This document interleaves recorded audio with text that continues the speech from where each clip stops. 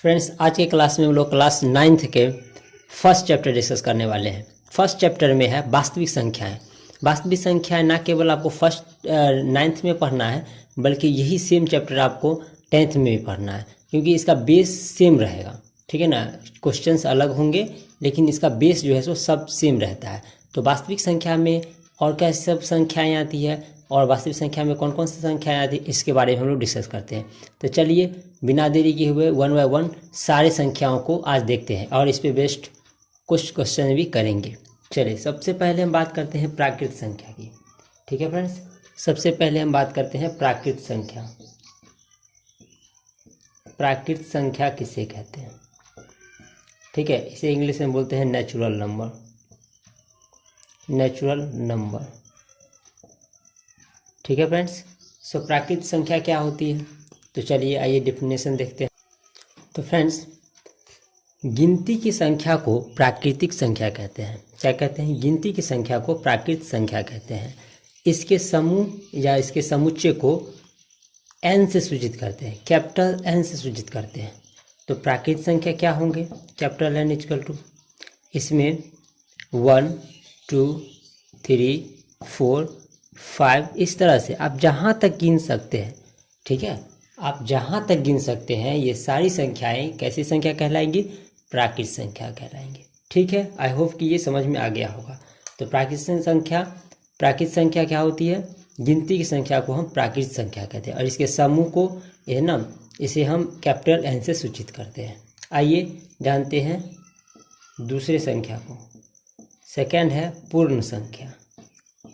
पूर्ण संख्या जिसे इंग्लिश में हम बोलते हैं फ्रेंड्स होल नंबर। क्या बोलते हैं? Whole number. आइए इसका डेफिनेशन देखते हैं और समझते हैं ये संख्या क्या है। पूर्ण संख्या होल नंबर प्राकृत संख्या और जीरो का सम्मिलित संग्रह को पूर्ण संख्या कहते हैं। यानी ये जो प्राकृत संख्या था, यानी 1 2 3 4 5 और जितना तक आप गिन सकते हैं ये, और उसमें जीरो ऐड कर देते। प्राकृत संख्या में हमने जीरो ऐड कर दिया तो ये दोनों मिलके क्या बन गया? Whole number. ठीक है फ्रेंड्स, आई होप कि ये क्लियर होगा फ्रेंड्स। तो प्राकृत संख्या हम लोगों ने जाना, फिर पूर्ण संख्या जाना। अब आपसे क्वेश्चन पूछा जाता है कि क्या सभी प्राकृत संख्या पूर्ण संख्या होगी? अगर आपसे क्वेश्चन रहता है कि सभी प्राकृत संख्या पूर्ण संख्या होगी तो आंसर होगा हाँ। क्यों? क्योंकि देखिए सभी प्राकृत संख्या, देखिए ये टोटल जो नेचुरल नंबर है ये होल नंबर में है। ठीक है, और यदि आपसे ये क्वेश्चन पूछा जाता है कि टोटल पूर्ण संख्या प्राकृत संख्या होगी तो नहीं। क्यों? क्योंकि इसमें जीरो नहीं होगा। चलिए आई होप कि ये क्लियर होगा। बढ़ते हैं नेक्स्ट संख्याओं की तरफ। तो नेक्स्ट है सम संख्या। सम संख्या इवन नंबर। इवन नंबर क्या होता है? वे प्राकृत संख्या जो 2 से विभाज्य हो उन्हें हम सम संख्या कहते हैं। यानी जो प्राकृत संख्या भी देखे थे ना, 1 2 3 4 5 6 7 8 और बहुत सारे, ठीक है ना, जहाँ तक आप गिन सकते हैं, तो ये सभी थे प्राकृत संख्या। ठीक है ना, ये सभी है प्राकृत संख्या। तो हमें जानना है अभी सम संख्या के बारे में। तो सम संख्या के बारे में जानना है हमें। तो ये सभी है प्राकृत संख्या। ठीक है, तो देखिए कहा गया है कि प्राकृत संख्या में 2 से विभाज्य। 2 से विभाज्य का मतलब क्या है कि जैसे कि 1 में देंगे ये तो 2 से विभाज्य होना नहीं है। 2 में, तो 2 में हमने 2 से भाग दिया तो एक बार में ये पूरा कट गया। कहने का मतलब है 2 से भाग देने का मतलब ये नहीं, देखिए 2 से हमने 3 में भाग दिया तो 1 टाइम गया लेकिन एक शेष बच गया। तो कहने का मतलब ये है कि वैसी प्राकृत संख्या जिसमें हम 2 से भाग देते हैं तो पूर्ण रूपेण कट जाना चाहिए। यानी शेष में ना, शेष हमेशा उसका क्या आना चाहिए? जीरो आना चाहिए। तो वैसी संख्या कहलाएंगे आपको सम संख्या। जैसे 4 है, इसमें 2 से भाग देते हैं तो 2 दूना 4 और जीरो आया शेष। यानी रिमाइंडर यानी शेष जो है ना हमेशा क्या आना चाहिए? शून्य आना चाहिए। तब वो संख्या क्या होगी? सम संख्या होगी। ठीक है फ्रेंड्स, तो इसके जो व्यापक रूप होते हैं, इस सम संख्या के जो व्यापक रूप होते हैं, सम संख्या के व्यापक रूप जो होते हैं वो 2m होते हैं। कहने का मतलब m यहाँ पे मान लीजिए कि m यहाँ पे मान लेते हैं नेचुरल नंबर हो, 1 2 3 4 जितना भी हो, तो यहाँ पे क्या हो जाएंगे 2m के जगह पे 1 2 तो 2, अगर इसके जगह पे m के जगह पे 2 देते हैं तो 4, इस तरह से, ठीक है ना। अगर इसी तरह से हम 2 गुने 3 लें तो 6। देखिए ये सभी के सभी प्राकृत संख्या है और सब में 2 से पूरा पूरा भाग लग जाएगा, है कि नहीं। तो ये 2m के फॉर्म में इसे लिखते हैं, किसको, सम संख्या को।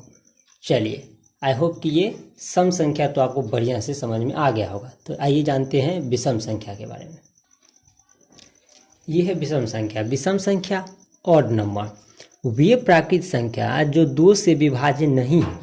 क्या है कि वे प्राकृत संख्या जो 2 से विभाज्य नहीं हो, 2 से पूर्ण रूप से, जैसे जो संख्या में 2 से पूरा पूरा भाग लग जाता है वो तो सम संख्या हो गया।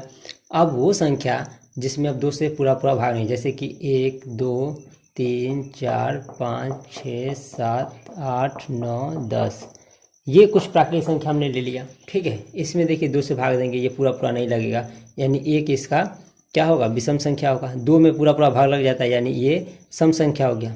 3 में नहीं लगेगा, 5 में नहीं लगेगा, 7 में, 9 में, 11 में, 13 में, इस टाइप से जितने भी होंगे जहाँ तक हम काउंट कर सकते हैं, ये सभी संख्याएं जिसमें 2 से पूरा भाग नहीं लगता है वो सारी संख्या क्या कहलाएंगे, ऑड नंबर कहलाएंगे, विषम संख्या कहलाएंगे। क्लियर है फ्रेंड्स। इसके व्यापक रूप को जान लेते हैं। इसके व्यापक रूप, इसको हम 2m + 1 के रूप में लिखेंगे, है ना। इसको हम 2m + 1 के रूप में लिखेंगे। +1 या -1 कर सकते, जैसे m बराबर यहाँ पर होगा 1 तो लिखेंगे 1 + 1, क्या हो जाएगा फ्रेंड्स। चलिए इसको माइनस कर लेते हैं ना, -1, तो क्या हो जाएगा कि 2m - 1 यानी 2 × 1 - 1, तो 2 - 1 = 1 हो गया। चलिए, क्योंकि उसमें अगर प्लस रखते तो 1 मिस हो जाता, उसमें 1 नहीं आता, इसलिए अगर इस यहाँ 2 लेते हैं तो 4 - 1 कितना हो जाएगा, 4 - 1 3। अगर यहाँ पे 3 लेते हैं तो 6 - 1 5, इस तरफ से देख रहे हैं 1 3 5 7 इस टाइप से आ जाएंगे, है ना। इसके व्यापक रूप क्या हो जाएंगे, 2m - 1। तो ये था विषम संख्या। आई होप कि आपको बढ़िया से समझ में आया होगा विषम संख्या। चलिए तो बढ़ते हैं नेक्स्ट संख्या की तरफ। चलिए तो नेक्स्ट क्या है, अभाज्य संख्या अथवा रूट संख्या। देखिए अभी तक हम लोगों ने सम संख्या, प्राकृत संख्या, पूर्ण संख्या को देख लिया, विषम संख्या समझ लिया। अब ये इम्पोर्टेंट है, अभाज्य संख्या, रूट संख्या से रिलेटेड आपको क्वेश्चंस बहुत सारे देखने को मिलता है और ये समझना भी ज़रूरी है। काफ़ी बच्चे को इसमें प्रॉब्लम होती है। तो समझिए, एक से बड़ी प्राकृत संख्या, एक से बड़ी प्राकृत संख्या, ये जो नेचुरल नंबर था 1 2 3 4 5 6 7 8 9 10 11 12 इस टाइप से बहुत सारे, है ना। तो कहा जा रहा है डेफिनेशन में, एक से बड़ी प्राकृत संख्या, है ना, ये छोड़ दीजिए इसको फिर, है ना। एक से बड़ी तो यही सब है, जो एक या अपने को छोड़ के, मान लिया जाए अगर 2 लेते हैं, किसी दूसरी संख्या से विभाज्य ना हो, रूढ़ अथवा अभाज्य संख्या कही जाती है। कहने का मतलब वैसी प्राकृत संख्या जो एक को छोड़ दीजिए, उसके बाद जैसे कि हमने 2 लिया, अब एक को छोड़ के और 2 को छोड़ के जो संख्या लिए हैं उसमें 1 और 2 छोड़ के देखिए किसी और संख्या से भाग लगता है क्या। ये देखिए यहाँ से इतने बाकी संख्या तो यही सब है, 1 को और 2 को छोड़ दीजिए तो बाकी तो यही बचे हुए। क्या देखिए किसी संख्या से इसमें भाग लग रहा है, नहीं लग रहा है। अगर नहीं लग रहा है तो ये संख्या कहलाएंगे आपके अभाज्य संख्या। देखिए 3 के बारे में बात करते हैं, ठीक है। अब देखिए 1 को और खुद, अपने का मतलब है स्वयं यानी खुद, 1 को और 3 को छोड़ के देखिए किसी भी संख्या से भाग लग रहा है। देखिए बच कौन गया, ये 2, देखिए 2 से इसमें भाग लग रहा है, नहीं लग रहा है। 5 से लग रहा है, 4 से लग रहा है, नहीं। तो हमने कहा कि 1 और खुद को छोड़ के किसी भी संख्या से भाग इसमें ना लगता है, वैसे प्राकृत संख्या कहलाएंगे आपके अभाज्य संख्या या रूट संख्या कहलाएंगे। आई होप कि फ्रेंड्स बहुत अच्छे से आपको समझ में आ गया होगा अब कि अभाज्य संख्या या रूट संख्या क्या होती है। ठीक है, तो चलिए 4 के बारे में देखते हैं। 1 और 4 को छोड़ के देखिए किसी और संख्या से भाग लगता है इसमें, तो कहेंगे हाँ क्यों नहीं, ये 2 से तो भाग इसमें लग रहा है, 2 से भाग लग गया, यानी ये जो अभाज्य संख्या नहीं होंगे। 5 की अगर बात करें तो इसमें 1 और 5 छोड़ के किसी और संख्या से भाग लग रहा है, तो बिल्कुल नहीं लग रहा है, यानी ये अभाज्य संख्या होगी। 6 में देखिए 1 और 6 को छोड़ के किसी और संख्या से इसमें भाग लग रहा है, तो बिल्कुल लग रहा है।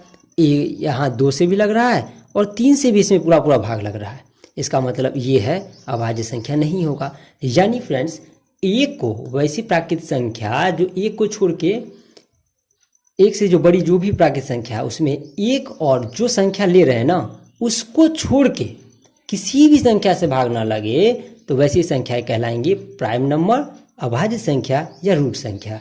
तो ये कैसे कितने सब क्या हो जाएंगे, तो देखिए ये एग्जाम्पल इसके क्या हो जाएंगे, जैसे में लिखेंगे हम अभाज्य संख्या के कि ये 2 3 5 7, तो 9 होगा नहीं, 9 में 3 से भाग लगता है इसलिए ये नहीं होगा।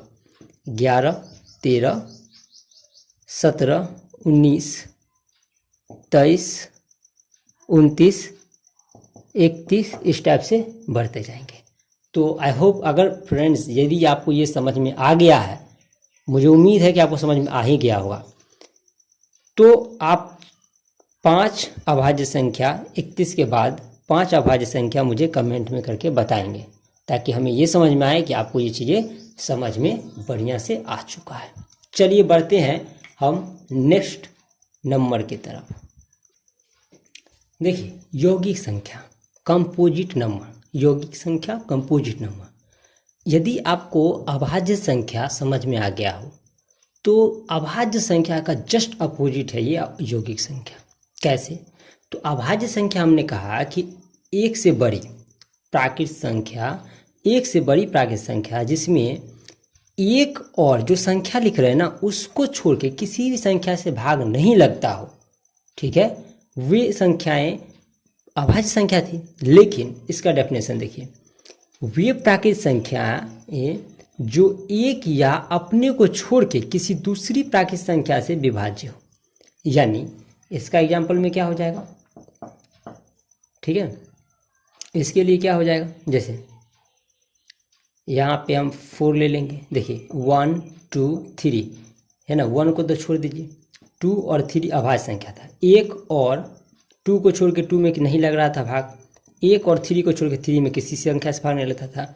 लेकिन इसमें 1 और 4 को छोड़ के देखिए 2 से भाग लग रहा है ना, यानी 1 और स्वयं को छोड़ के, अपने को छोड़ के इसमें किसी भी संख्या से यदि भाग लग जाता है, किसी भी प्राकृतिक संख्या से भाग लग जाता है, तो ये कंपोजिट नंबर यानी यौगिक संख्या कहलाएंगे। देखिए 6 में भी 1 और 6 को छोड़ दीजिए तो 2 से भी भाग लग रहा है, इसमें 3 से भी लग रहा है, तो ये कंपोजिट नंबर होंगे। यदि हम बात करें 7 नहीं होगा, है ना, क्योंकि वो अभाज्य संख्या है। 8 की बात करें, है ना, 9 यहाँ पे 9 हो जाएंगे, है ना, क्यों, 1 और 9 को छोड़ के इसमें देखिए 3 से भाग लग रहा है, इसका मतलब है ये कंपोजिट नंबर है। 10 होगा, इस तरह से 11 अभाज्य संख्या है, नहीं होगा, 12 होंगे। इस टाइप से जितना तक आप गिन सकते हैं वे सारी संख्याएं यौगिक संख्याएं होगी। समझ में आ रहा है ना फ्रेंड्स, काफ़ी इजी है, अच्छे समझते रहिए ताकि आपको जो क्वेश्चंस इस पे बेस्ड होंगे ना सारे क्वेश्चंस कर लेंगे। हाँ फ्रेंड्स, एक और बात बता दूं मैं, क्लास 9th का ये 9th क्लास के लिए हम लोग मैथ्स कर रहे हैं, साथ में हम लोग जो है ना इसके टेक्स्ट बुक नहीं करेंगे, क्योंकि अपने यहाँ बिहार में खास करके जितने भी बच्चे होते हैं सारे बच्चे यहाँ भारतीय भवन से पढ़ते हैं, ठीक है ना। इसका जो है सो जितने भी क्वेश्चंस करते हैं 9th का सारे बच्चे मैथ्स जो है सो भारतीय भवन से करते हैं, इसलिए इस बार इसमें जो है सो 10th का जो है सो NCERT कर रहे हैं, है ना। क्लास 10th के लिए जो है क्लास 10th का जो है सो NCERT कर रहे हैं, है ना, लेकिन 9th के लिए हम भारतीय भवन कर रहे हैं, ठीक है, भारतीय भवन, ठीक है ना फ्रेंड्स। तो आप भारतीय भवन का बुक ले लेंगे, ठीक है ना। तो क्लास 10th 9th के लिए भारतीय भवन का क्वेश्चन 1 बाय 1 करेंगे और टोटल क्वेश्चन डिस्कस करेंगे, ठीक है ना। कुछ क्वेश्चन आपके लिए छोड़ देंगे प्रैक्टिस के लिए, बाकी आप साधित प्रश्न कर सकते हैं, ठीक है ना। आइए समझते हैं नेक्स्ट संख्याओं को। आइए समझते हैं असहभाज्य संख्या, ठीक है। असहभाज्य संख्या को प्राइम नंबर। अभी हम लोगों ने जाना प्राइम नंबर को, अब जानते हैं को प्राइम नंबर। तो फ्रेंड्स, वैसी दो प्राकृत संख्याओं के बीच यदि उनका HCF यानी हाईएस्ट कॉमन फैक्टर मौसा यानी महत्तम समावर्तक 1 हो तो वैसी संख्याएं कहलाती है असहभाज्य। कहने का मतलब है कि मान लीजिए दो प्राकृत संख्याएं, ये दो प्राकृत संख्याएं, इसके बीच का मौसा यदि 1 है, 1, तो ही ये असहभाज्य संख्या कहलाएगी। यदि नहीं है तो ये असहभाज्य संख्या नहीं होगी। देखिए, तो इसका मौसा कितना होता है फ्रेंड्स, जानते हैं आप लोग, कई तरीके से आप लोग मौसा निकालना जानते हैं। तो इसका मौसा क्या हो जाएगा, 3 हो जाएगा, होगा कि नहीं होगा। तो मौसा का हाईएस्ट कॉमन फैक्टर क्या मतलब होता है, वो बड़ी से बड़ी संख्या है जो दोनों संख्याओं को क्या करे, डिवाइड कर दे। यानी ये 9 है, 9 और 12 का जो मौसा है सो 3 है, और ये 3 जो है सो दोनों को डिवाइड भी कर देगा पूर्ण रूप से। तो यही तो इसका मौसा है, हाईएस्ट कॉमन फैक्टर। यस, तो ये 9 और 12 जो है असहभाज्य नहीं होंगे, ठीक है। चलिए कोई और एग्जाम्पल लेते हैं। जैसे मान लो कि नेक्स्ट एग्जाम्पल लेते हैं हम 9 और 16 लेते हैं। 9 और 16 लेते हैं। देखिए, इसके और इसके बीच में देखिए कोई अब मौसा क्या है, तो इसके बीच में मौसा है केवल 1, कुछ और तो मौसा है नहीं, ठीक है ना। तो ऐसी दो प्राकृत संख्या जिसका मौसा क्या हो, 1 हो, यानी कोई मौसा हो ही ना, केवल 1 हो, तो वैसी संख्याएं क्या कहलाएंगे, असहभाज्य संख्या कहलाएंगे। मान लीजिए 5 और 3 ले लेते हैं, ठीक है। 10 और 11 ले लेते हैं, 12 और 13 ले लेते हैं। अच्छा, 12 और 15 होगा क्या, 12 और 15 होगा क्या, तो आप कमेंट में बताइए मुझे, ठीक है। ये 12 और 15 को प्राइम नंबर है या नहीं, कमेंट में करके बताइए, ठीक है ना। मुझे अच्छा लगेगा फ्रेंड्स यदि आप रिस्पॉन्स करेंगे, कमेंट्स करेंगे, तो मुझे लगेगा कि आप समझ रहे हैं। यदि आप कमेंट्स नहीं करते हैं, यदि मुझे कोई डाउट नहीं भेजते हैं, मैसेज नहीं करते हैं व्हाट्सएप पे, तो मुझे नहीं पता चलता है कि आप समझ पा रहे हैं कि नहीं। और ये क्लास 9th का ये फर्स्ट लेक्चर है। मैं कोशिश करूँगा कि इसके भी जिस तरह से क्लास 10th का रेगुलर मैं अपडेट करते जा रहा हूँ एक के बाद एक वीडियो, उसी तरह से मैं 9th का भी वीडियो कंटिन्यू रखूँगा और भारतीय भवन के A to Z क्वेश्चंस करेंगे।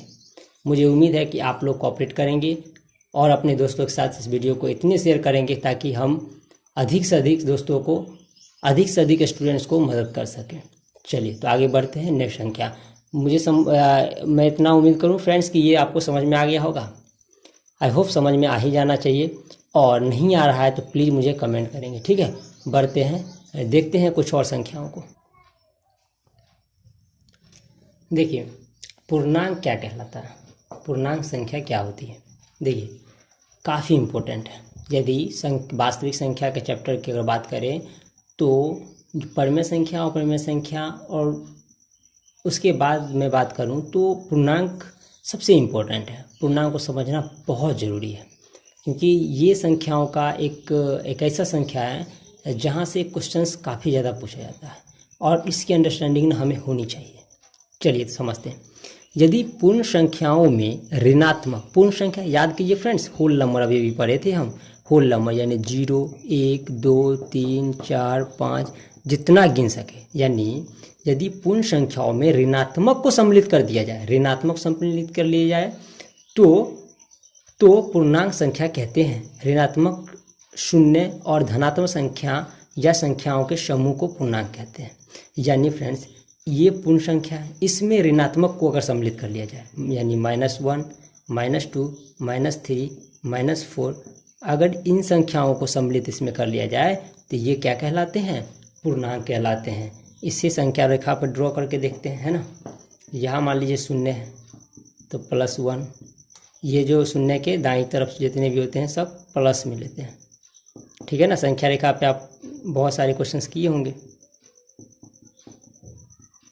6 इस टाइप से बहुत सारे, जहाँ तक आप गिन सकते हैं, जहाँ तक आप गिन सकते हैं, है ना।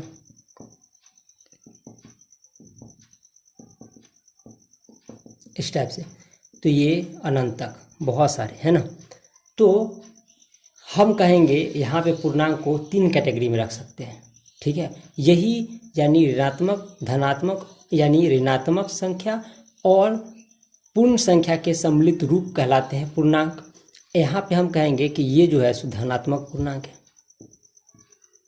धनात्मक पूर्णांक है, ठीक है, धनात्मक पूर्णांक है। फ्रेंड्स समझ लीजिए, इस पे बेस्ट ना बहुत सारे क्वेश्चंस करने हैं, इसलिए अच्छे समझ लीजिए।